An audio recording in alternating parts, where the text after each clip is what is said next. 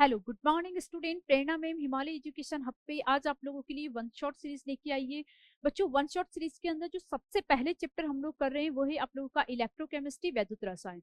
बच्चों, फर्स्ट सबसे पहले मैं इस चैप्टर को कर रही हूँ क्योंकि आप लोगों को ध्यान देना है कि बोर्ड क्लास के अंदर जो ये चैप्टर है, इस चैप्टर का वेटेज है 9 मार्क्स का। 9 मार्क्स का बच्चों ये यहाँ पे आप लोगों का चैप्टर है और बहुत अच्छे और बहुत सारे क्वेश्चन यहाँ पे आप लोगों से इसके पूछे जाते हैं। तो बच्चों बिल्कुल भी देखना ना भूले, आप लोगों को इस चैप्टर को वन शॉट में एक साथ पूरा अच्छे से कंप्लीट करना है। चलिए सब बच्चे यहाँ पे ध्यान देंगे, टाइम वेस्ट नहीं करेंगे बिल्कुल भी। इलेक्ट्रोकेमिस्ट्री आप लोगों का यहाँ पे है, प्रिंसिपल एंड एप्लीकेशंस वैद्युत रसायन चैप्टर हम लोग यहाँ पे आप लोगों का लेंगे। बच्चों, सबसे अच्छी चीज जिस चीज को हम लोगों ने यहाँ पे कंसिडर किया है कि यहाँ पे हम लोग आपका बाइलिंगुअल लैंग्वेज के अंदर इसको यहाँ पे आप लोगों की बात करेंगे। इलेक्ट्रोकेमिस्ट्री जो चैप्टर है एनर्जी ट्रांसफॉर्मेशंस के बारे में हम लोगों को यहाँ पे कंप्लीटली एक्सप्लेन करता है। चलिए आइए बच्चों यहाँ पे इस चैप्टर पे फोकस करते हैं। सबसे पहले यहाँ पे हम लोग विद्युत रसायन के सिद्धांत के बारे में इस चैप्टर के अंदर पढ़ने वाले हैं। मतलब यहाँ पे हम लोग सेल के बारे में पढ़ने वाले हैं। इलेक्ट्रोकेमिस्ट्री, इलेक्ट्रोलाइट क्या होते हैं बच्चों, इलेक्ट्रोलाइट क्या होते हैं, ये हम लोगों ने एक सॉल्यूशन लिया है जिसके अंदर आप लोगों के पास यहाँ पे केटायन एंड एनायन दोनों प्रेजेंट होते हैं। उन्हीं को बच्चों आप लोगों का इलेक्ट्रोलाइट कहा जाता है। चलिए देर नहीं करते हैं और चैप्टर को बच्चों यहाँ पे स्टार्ट करते हैं। सबसे पहले आपको यहाँ पे समझना है इसके core concept, basic concept. Electrochemistry is the study of inter conversion between chemical energy and electrical energy. बच्चों, जो इलेक्ट्रोकेमिस्ट्री है वैद्युत रसायन विज्ञान की वो शाखा है जिसमें रासायनिक और वैद्युत ऊर्जा के बीच के संबंध का अध्ययन करते हैं। किसके बारे में बात करते हैं बच्चों, हम लोग यहाँ पे केमिकल एनर्जी और दूसरा हम लोग यहाँ पे बात करते हैं आप लोगों के इलेक्ट्रिकल एनर्जी। इन दोनों एनर्जी के बारे में हम लोग यहाँ पे आप लोगों किसके बारे में बात करते हैं। इसमें क्या है, it is the bridge between matter and electricity. ये आप लोगों के मैटर एंड इलेक्ट्रिसिटी मतलब आवेश, चार्ज, बिजली नहीं बच्चों, आवेश, चार्ज। और ये आप लोगों के यहाँ पे मैटर पदार्थ के बीच में एक लवण सेतु मतलब एक सॉल्ट ब्रिज की तरह काम करता है। इन दोनों के बीच में हमें इंफॉर्मेशन देता है। ये इस चैप्टर की मूल अवधारणा है, ये इस चैप्टर का बेसिक है। तो बच्चों बहुत ध्यान से समझेंगे, 12th बोर्ड और सीयूईटी दोनों के पर्पज से बहुत ज्यादा इंपॉर्टेंट है, बिल्कुल ध्यान रखना है। Two parts of energy, energy के दो पार्ट होते हैं। पहला होता है, हम लोग यहाँ पे बात करें गैल्वेनिक सेल, जिसको हम लोग बच्चों यहाँ पे केमिकल सेल भी बोलते हैं। और दूसरा होता है हमारा इलेक्ट्रोलाइटिक सेल, वैद्युत सेल। ठीक है, दो तरीके के सेल बच्चों यहाँ पे आपके प्रेजेंट होते हैं। एक होता है आपका गैल्वेनिक सेल और एक होता है आप लोगों का यहाँ पे इलेक्ट्रोलाइटिक सेल। बच्चों अंदर सेल के अंदर अंदर क्या होता है, convert chemical energy to electrical energy. ये यहाँ पे क्या कर रहा है, केमिकल एनर्जी को इलेक्ट्रिकल एनर्जी में कन्वर्ट करने का काम कर रहा है। जबकि आप लोगों का मतलब गैल्वेनिक जो केमिकल एनर्जी रासायनिक ऊर्जा को ये वैद्युत ऊर्जा में परिवर्तित बच्चों यहाँ पे करता है। इट इज स्पॉन्टेनियस, स्पॉन्टेनियस ये आपका जो प्रोसेस है वो स्पॉन्टेनियस है। स्पॉन्टेनियस क्या होता है, ऐसे प्रोसेस जो खुद से हो रहे हैं, है ना, उन्हें किसी के एक्स्ट्रा नीड की हेल्प नहीं होती है। जो प्रोसेस आपके खुद से हो रहे हैं उसको हम लोग बोलते हैं स्पॉन्टेनियस प्रोसेस। तो वैद्युत रासायनिक सेल, गैल्वेनिक या वोल्टकीय सेल, ये सेल रासायनिक ऊर्जा को मतलब केमिकल ऊर्जा को रासायनिक ऊर्जा को किसमें कन्वर्ट करते हैं, इलेक्ट्रिकल ऊर्जा विद्युत ऊर्जा में परिवर्तित करते हैं। ये अभिक्रिया स्वतः होती है, इन्हें किसी मीडियम किसी माध्यम की जरूरत नहीं है। तो क्या बोला जा रहा है बच्चों, केमिकल एनर्जी को किसमें कन्वर्ट कर रहे हैं, ये यहाँ पे इलेक्ट्रिकल एनर्जी में कन्वर्ट करें, किसी मीडियम की यहाँ पे इनको नीड नहीं होती है। इलेक्ट्रोलाइटिक सेल जो होते हैं बच्चों, convert electrical energy to chemical energy. ये जो होते हैं बच्चों इलेक्ट्रिकल एनर्जी को केमिकल एनर्जी के अंदर कन्वर्ट कर रहे हैं, इलेक्ट्रिकल को केमिकल में, और ये किसको कर रहे थे, केमिकल को इलेक्ट्रिकल एनर्जी के अंदर कन्वर्ट कर रहे थे। ठीक है बच्चों, यहाँ पे एक्सटर्नल सोर्स की रिक्वायरमेंट होती है, मतलब बाहर से हमें कोई सोर्स लगाना पड़ता है और बाहर से वो सोर्स हम लोगों को यहाँ पे कंसिडर करते हैं आप लोगों का बैटरी। बाहर से हम लोग कौन सा सोर्स यहाँ पे लगाते हैं, बैटरी का हम लोग यहाँ पे आप लोगों का यूज करते हैं। वैद्युत अपघटनी सेल, ये सेल विद्युत ऊर्जा को रासायनिक ऊर्जा में, बोला मैंने आपको किस में कन्वर्ट करने बच्चों, विद्युत ऊर्जा को रासायनिक ऊर्जा में परिवर्तित करते हैं, विद्युत धारा के प्रवाह में संपन्न होती है। ठीक है, और ये वाली जो रिएक्शंस होती है बच्चों ये नॉन स्पॉन्टेनियस होती है, मतलब खुद से नहीं होती है। एक्सटर्नल सोर्स की रिक्वायरमेंट होती है, हमें किसी बाहरी सोर्स की रिक्वायरमेंट होती है। और एक्सटर्नल सोर्स यूजुअली हम लोग क्या यूज करते हैं बच्चों, बैटरी, यहाँ पे हम लोग इसका यूज करते हैं एक्सटर्नल सोर्स का। तो ये गैल्वेनिक सेल और इलेक्ट्रोलाइटिक सेल के बारे में डिफरेंस हो गया, पूछा जाता है बच्चों, आपको ध्यान रखना है। गैल्वेनिक सेल के बारे में आगे भी हम लोग डिटेल में बात करने वाले हैं। चलिए बच्चों, यहाँ पे देखो मैकेनिज्म में डेनियल सेल का, Daniel cell chemical cell galvanic cell का ही एक एग्जांपल है। बच्चों इसका मैकेनिज्म क्या है, यहाँ पे ध्यान से समझेंगे कि ये आप लोग के पास दो कंटेनर लिए हुए हैं। एक कंटेनर के अंदर बच्चों हम लोगों ने जिंक सल्फेट का सॉल्यूशन यहाँ पे भरा है, तो दूसरे कंटेनर के अंदर हम लोगों ने किसका सॉल्यूशन भरा है बच्चों, कॉपर सल्फेट का सॉल्यूशन यहाँ पे भरा है। ठीक है, दोनों के अंदर हम लोगों ने एक एक यहाँ पे इलेक्ट्रोड डाल दिए हैं। एक हमने यहाँ पे यूज किया है एनोड, तो दूसरा हम लोगों ने यहाँ पे यूज किया है कैथोड। जो एनोड वाला इलेक्ट्रोड है वो बना हुआ है जिंक का, और जो कैथोड वाला इलेक्ट्रोड है बच्चों वो बना हुआ है किसका, कॉपर का। ठीक है, और इन दोनों इलेक्ट्रोड के बीच में कनेक्टिविटी के लिए हम लोगों ने एक वायर का यूज किया है, बीच में वोल्ट मीटर यहाँ पे बच्चों लगा दिया है। ठीक है, जो वायर है, वायर के थ्रू क्या होंगे, करंट का फ्लो होगा। जिस डायरेक्शन में आप लोगों के इलेक्ट्रॉन्स फ्लो हो रहे हैं उसके अपोजिट डायरेक्शन में बच्चों करंट फ्लो होगा, ये बात तो सबको पता है। जिस डायरेक्शन में इलेक्ट्रॉन्स फ्लो होते हैं उसके अपोजिट डायरेक्शन में करंट फ्लो होता है। बच्चों जो एनोड वाली रोड होती है वो नेगेटिव होती है, जो कैथोड वाली रोड होती है वो यहाँ पे क्या होती है बच्चों, आपकी पॉजिटिव होती है, ध्यान रखना है। इसके अंदर हम लोगों ने क्या किया है, एक सॉल्ट ब्रिज, बच्चों इसको बोलते हैं यहाँ पे आपका सॉल्ट ब्रिज।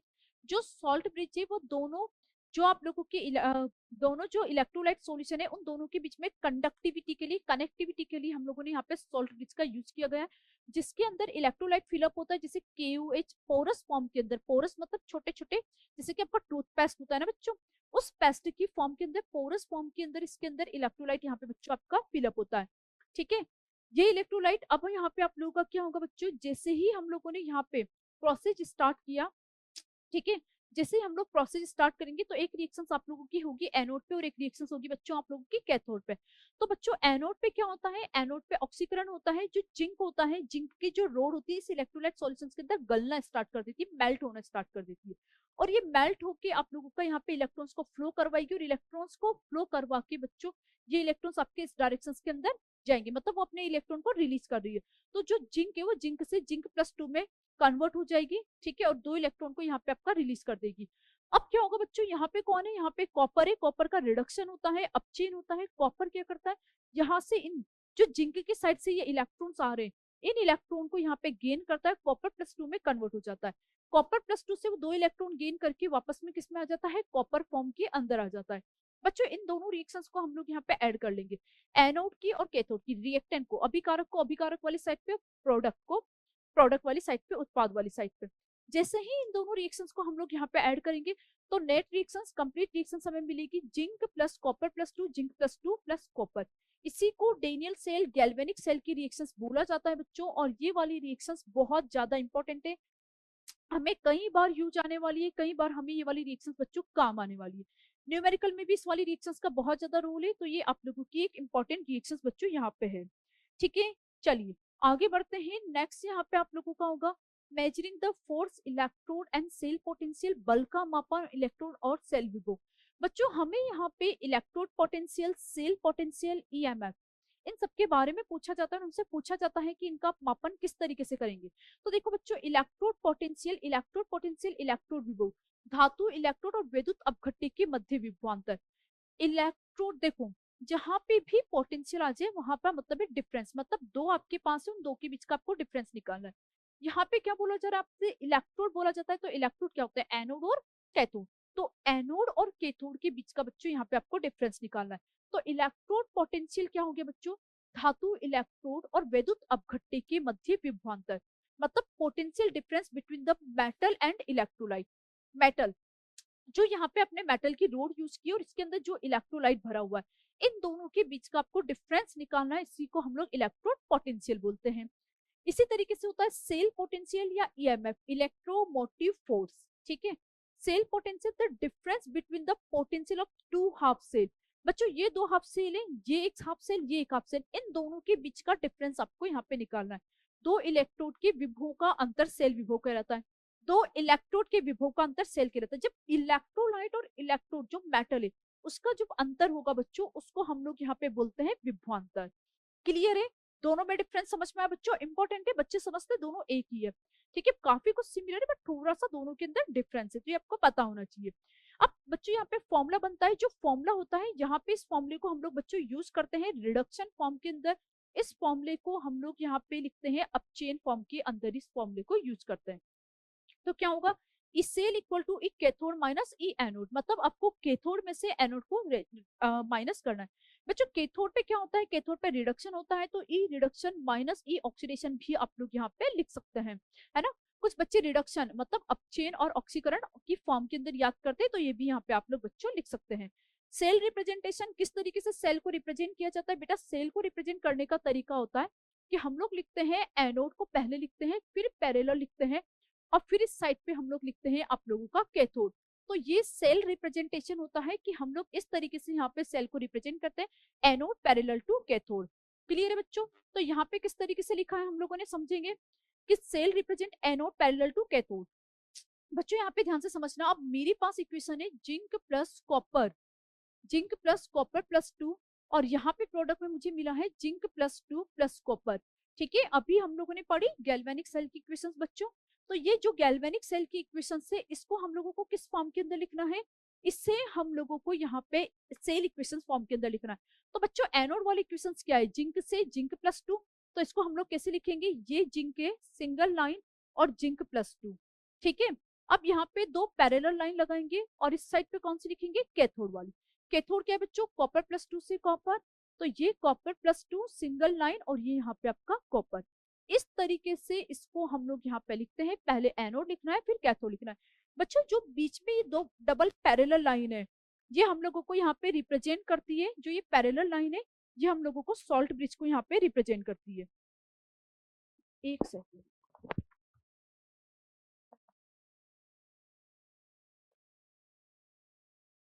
जो पैरेलल लाइन होती है बच्चों, ये यहाँ पे आप लोगों की सॉल्ट ब्रिज को यहाँ पे रिप्रेजेंट करती है। ठीक है, तो ये यहाँ पे क्या हो गया, एनोड पैरेलल टू कैथोड, ये जो पैरेलल लाइन है ये आपकी सॉल्ट ब्रिज लवण सेतु को बच्चों यहाँ पे आपकी रिप्रेजेंट करती है। क्लियर हुआ, ओके। चलिए आगे बढ़ते हैं बच्चों, यहाँ पे हम लोग यहाँ पे रियल वर्ड की कैलकुलेशंस के बारे में बात करते हैं, जो कि रियलिटी में आप लोगों की यहाँ पे कैलकुलेशंस होती है। जहां पे आप लोगों के क्वेश्चंस पूछे जाते हैं वो है नॉन इक्वेशन, जहां पे सबसे ज्यादा आप लोगों के इस चैप्टर से क्वेश्चंस पूछे जाते हैं। Allow calculation of potential at any concentration, non equations का आप यूज किसी भी कंसंट्रेशन पे आप लोग ई सेल कैलकुलेट करने के लिए इसका यूज कर सकते हैं, किसी भी सांद्रता पर विभव की गणना करने के लिए बच्चों आप इसका यूज कर सकते हैं। तो इसका क्या होता है, E cell equal to E not cell. E cell क्या होता है बच्चों, ई सेल अभी बताया आपको, आप लोगों का ई सेल क्या होता है, E cathode minus E anode. E not cell बच्चों जब स्टैंडर्ड मतलब मानक के अंदर, स्टैंडर्ड कंडीशंस के अंदर ई नॉट सेल कैलकुलेट करना होता है, तो हम लोग इसका यहाँ पे यूज करते हैं। तो E cell equal to E not cell minus 0.059 upon n log base 10, product की कंसंट्रेशन अपॉन रिएक्टेंट की कंसंट्रेशन। एन क्या होता है, एन होता है नंबर ऑफ इलेक्ट्रॉन्स एक्सचेंज, मतलब इलेक्ट्रॉन की संख्या होती है। ठीक है, एन क्या है यहाँ पे कि कितने नंबर ऑफ इलेक्ट्रॉन एक्सचेंज हुए, जैसे कि जिंक से जिंक प्लस 2 में जा रही हूँ, तो कितने नंबर ऑफ इलेक्ट्रॉन एक्सचेंज हुए बच्चों, 2, तो यहाँ पे आप एन 2 रखेंगे। क्लियर, लोग प्रोडक्ट की कंसंट्रेशन अपॉन रिएक्टेंट की concentration, number of electron exchange electron की संख्या, लोग ratio production of reactant concentration होता है।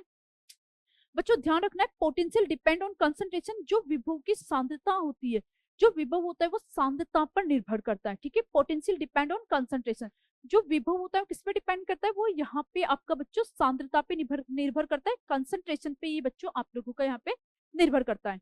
क्लियर है, चलिए आगे बात करते हैं, आगे बढ़ते हैं। थर्मोडायनेमिक्स एंड इक्विलिब्रियम, बच्चों उष्म वेगिक और साम्य के बारे में हम लोगों से बात की जाती है, मतलब यहाँ पे इक्विलिब्रियम के बारे में पूछा जाता है। बच्चों इक्विलिब्रियम की एक इक्वेशन पता है हमें, डेल्टा जी इक्वल टू आप लोगों का होता है यहाँ पे, sorry minus n F E cell, ये तो यहाँ पे आप लोगों का लिखा हुआ है delta H equal to, sorry delta G equal to delta H minus T delta S. ठीक है, delta H equal to delta G equal to delta H minus T delta S. तो बच्चों ये थर्मोडायनेमिक की जो इक्वेशन है, इसी पे यहाँ पे आप लोगों का delta H minus T delta S, जो थर्मोडायनेमिक की इक्वेशन से, इसी पे आप लोगों का यहाँ पे सारा काम चल रहा है। ये इक्विलिब्रियम को शो करता है। इक्विलिब्रियम क्या होते हैं, जब रिएक्शंस आप लोगों की बच्चों दोनों डायरेक्शंस के अंदर हो रही हो, मतलब रिएक्टेंट से प्रोडक्ट बन रहा हो तो सेम प्रोडक्ट से रिएक्टेंट आप लोगों को बन रहा हो, तो इसी को हम लोग इक्विलिब्रियम यहाँ पे बच्चों आप लोगों का बोलते हैं। गिब्स फ्री एनर्जी, मतलब यहाँ पे हम लोग इसको रिप्रेजेंट करते हैं डेल्टा जी से। गिब्स फ्री एनर्जी सेल विभव और मुक्त ऊर्जा के बीच का संबंध, मतलब ई सेल और डेल्टा जी, सेल विभव और गिब्स फ्री एनर्जी के बीच का यहाँ पे हम लोग संबंध बता रहे हैं। तो डेल्टा जी इक्वल टू क्या होता है बच्चों, minus n F E cell यहाँ पे होता है। Rates relates electrical work to free energy, ये इलेक्ट्रिक वर्क और फ्री एनर्जी के बीच के रिलेशंस को हमें शो करता है बच्चों। डेल्टा जी गिब्स एनर्जी होती है, फ्री एनर्जी होती है। एन अभी आप लोगों को बताया नंबर ऑफ चार्ज जो कि प्रेजेंट हो। एफ होता है बच्चों फेराडे कांस्टेंट, जिसकी वैल्यू होती है आपकी 96500 इन कूलम। ई सेल अभी आपको बताया ई कैथोड माइनस ई एनोड होता है। इक्विलिब्रियम कांस्टेंट को हम लोग रिप्रेजेंट करते हैं बच्चों कैसी से, ठीक है। मानक सेल विभव साम्य स्थिरांक के बीच के संबंध को हम लोग यहाँ पे बात कर रहे हैं। मानक सेल विभव और साम्य स्थिरांक के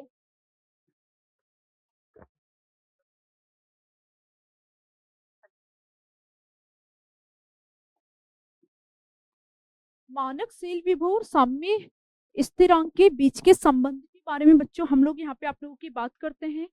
ई नॉट सेल, ठीक है, E not cell equal to क्या होगा, minus 0.0591 upon n log base 10 KC, ठीक है।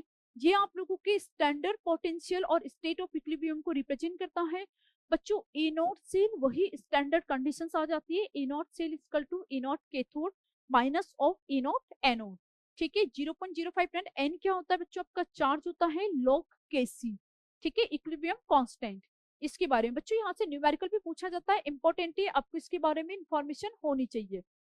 चले बच्चों नेक्स्ट हम लोग यहाँ पे आपके लिए आगे बढ़ते हैं। वहां पे हम लोग कंडक्टिविटी के बारे में बच्चों यहाँ पे बात कर रहे हैं। Conducting the flow solution properties, प्रवाह का चालन विलयन के गुण के बारे में हम लोग यहाँ पे बात करें बच्चों। कंडक्टेंस मतलब हम लोग यहाँ पे बात करें आपके चालकत्व के बारे में। चालकत्व क्या होता है, इनवर्स ऑफ रेजिस्टेंस, जो आपका रेजिस्टेंस होता है प्रतिरोध होता है उसका व्युत्क्रमानुपाती होता है। तो 1/r से इसको हम लोग रिप्रेजेंट करते हैं। इसकी जो यूनिट होती है बच्चों ओम इनवर्स और साइमंस होती है, बहुत इंपॉर्टेंट है, ध्यान रखना है। ओम इनवर्स और साइमंस होती है। स्पेसिफिक कंडक्टिविटी बच्चों इसको कप्पा से रिप्रेजेंट करते हैं। विशिष्ट चालकता कप्पा से इसको रिप्रेजेंट किया जाता है। इनवर्स ऑफ रेजिस्टिविटी बेटा जो 1/r है रेजिस्टिविटी, इसका ये इनवर्स होता है, मतलब 1/r इक्वल टू होता है आपका कप्पा, ठीक है जी। इसका फॉर्मूला होता है kappa equal to G. G होता है बच्चों आपका सेल कांस्टेंट, ठीक है, sorry, G multiply L by A. ये आप लोगों का जो जी है बेटा जी नहीं है सी है, conductance multiply L by A, ये यहाँ पे आपका सी होगा, C multiply L by A. L by A को जो होता है बच्चों इसको जी स्टार से भी रिप्रेजेंट किया जाता है, जिसे हम लोग बोलते हैं यहाँ पे आपका cell constant. Siemens metre inverse और साइमन सेंटीमीटर इनवर्स इसकी बच्चों यहाँ पे यूनिट होती है। मोलर कंडक्टिविटी, मोलर चालकता केपेम से हम लोग इसको रिप्रेजेंट करते हैं बच्चों। कंडक्टिविटी ऑफ सॉल्यूशन, ये आप लोगों की जो विलयन की कंडक्टिविटी है चालकता है उसको रिप्रेजेंट करता है। Containing 1 mole of electrolyte formula, बच्चों इसका जो 1 मोल इलेक्ट्रोलाइट है उसका फॉर्मूला यहाँ पे होता है केपेम equal to 1000 multiply kappa upon C. Kappa क्या है बच्चों, विशिष्ट चालकता, सी क्या है आपका कंडक्टेंस, ये यहाँ पे आपका सी है, ये क्या होता है आपका चालकत्व कंडक्टेंस, ठीक है। इसकी जो यूनिट होती है बच्चों वो होती है Simon centimetre square mole inverse. बच्चों इन सब की यूनिट जो है बहुत ज्यादा इंपॉर्टेंट है, फॉर्मूला डायरेक्टली बेस पे पूछे जाते हैं, तो ये सब चीजें आप लोगों को यहाँ पे अच्छे से याद होनी चाहिए बच्चों। हिमालय एजुकेशन हब पे प्रेरणा मैम आप लोगों के लिए हर एक चैप्टर का वन शॉट यहाँ पे लेके आ रही है, और उस वन शॉट का रीजन सिर्फ एक ही है कि आप लोग बहुत ही इजी वे के अंदर एक बार सारे चैप्टर्स को रिवाइज कर सकें, ठीक है बच्चों।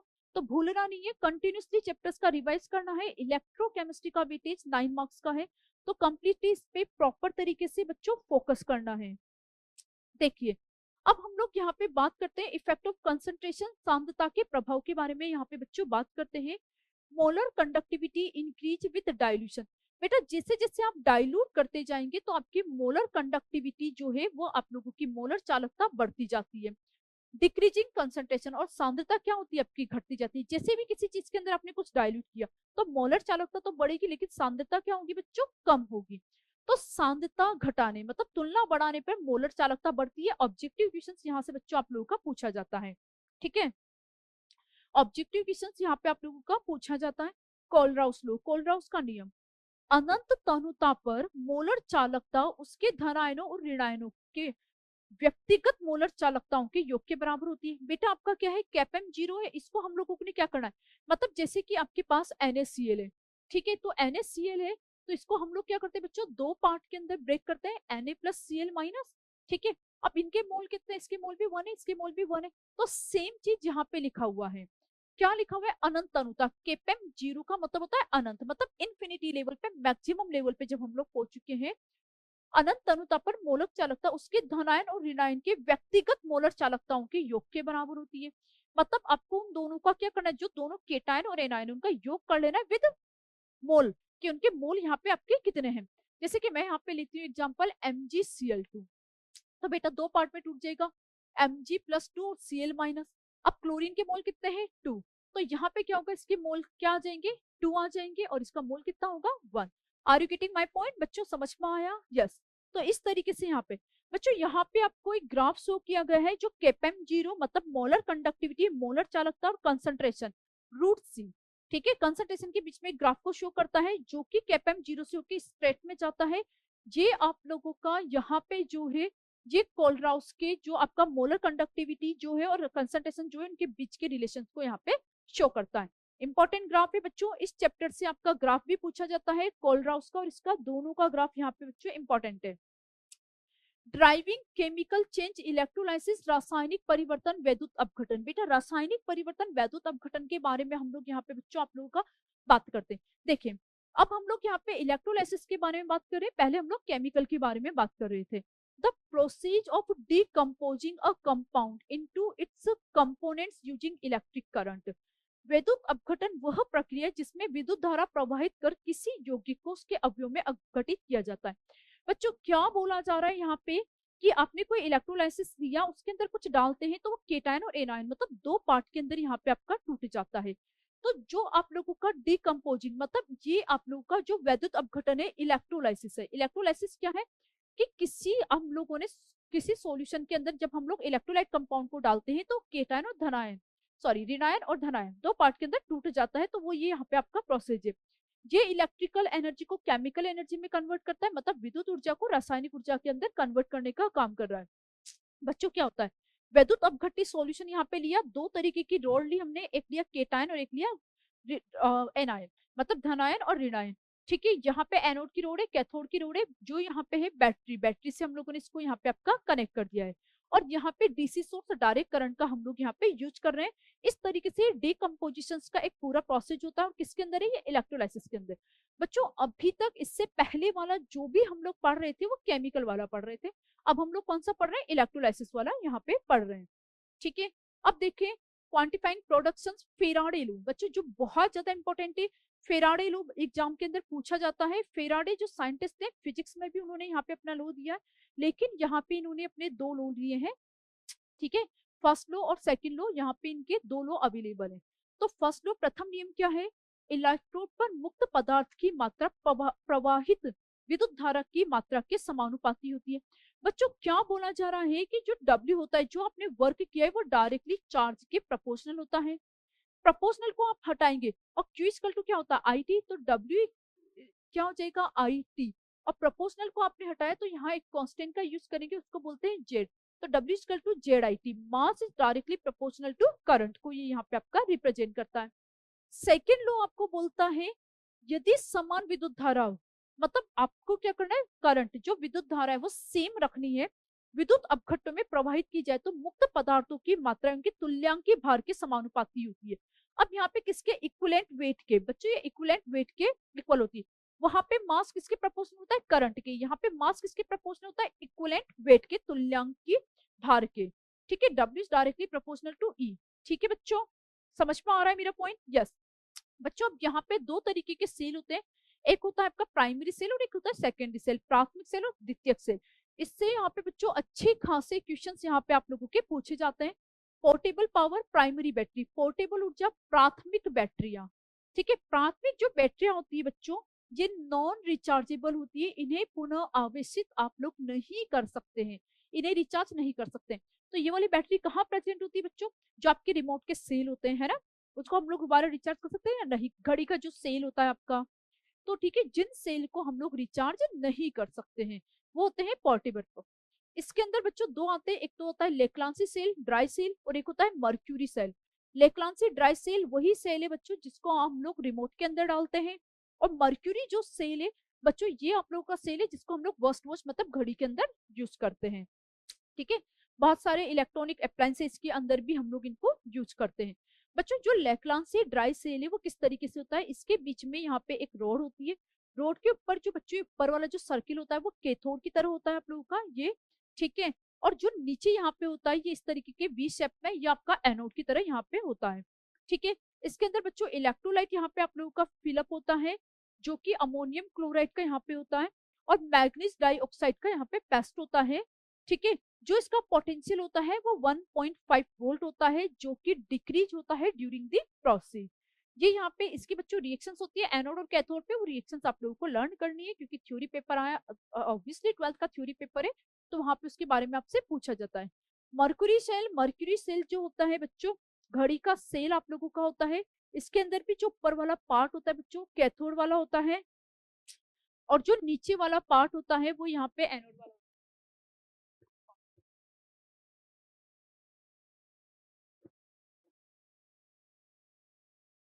इसका जो पोटेंशियल होता है बच्चों ये कांस्टेंट होता है, 1.35 होता है। हियरिंग एड्स में इसका यहाँ पे बच्चों यूज किया जाता है।